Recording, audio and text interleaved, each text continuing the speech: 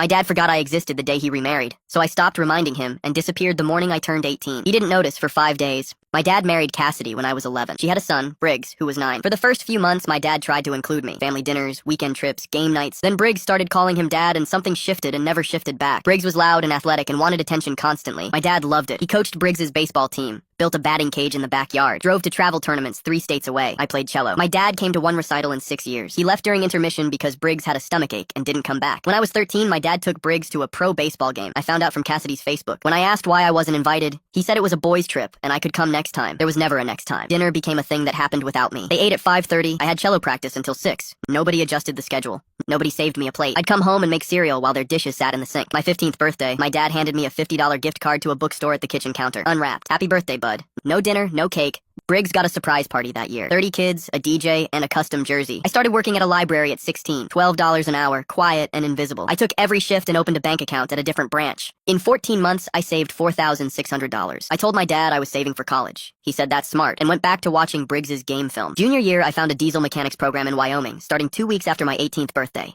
Room and board included. Applied, got accepted, told no one. Senior year, I moved things out piece by piece. Books in my backpack, clothes in a gym bag dropped at my friend Orla's house. My cello went last. I told my dad I was lending it to a friend. He said cool. My room looked emptier every week. Cassidy noticed once. She said it looks bigger in here. I said decluttering. She said good for you and walked away. 2 weeks before I left, my grandmother Nell called. My mom died when I was 7. Grandma Nell was the only person who asked real questions. When I told her I was leaving, she went quiet. Then she said your mother would understand. She mailed me an envelope, a photo of my mom holding me the day I was born, and a note she'd written when she was sick. It said, I hope you find people who make you feel like you belong somewhere, not people who make room for you as an afterthought. I read it in my car in the library parking lot and sat there until my shift started. The morning I turned 18, I was packed by 5. I looked at the fridge. Photos of Briggs at every age, baseball trophies on the shelf, a family calendar with games marked in red. My name wasn't on it. I left my key on the counter and walked out. Grandma Nell wired bus money. I arrived in Wyoming 31 hours later with one duffel and the photo of my mom. My dad didn't call for 5 days. When he finally texted, it said, hey bud, haven't seen you around. You staying at a friend's? I said I moved out. He said, what do you mean? Where? I said Wyoming. He called. I let it ring. He texted, you can't just leave without telling anyone. I typed back, you didn't notice for 5 days. That tells you everything. He didn't respond. That was 4 months ago. I'm halfway through the diesel program. I'm good at it. My hands are always greasy and I sleep better than I have in years. Grandma Nell calls every Sunday and tells me about my mom. I put the photo on my nightstand next to a small cactus Orla mailed me with a note that said, even tough things need a little attention. My dad texted once more last month. He said Briggs misses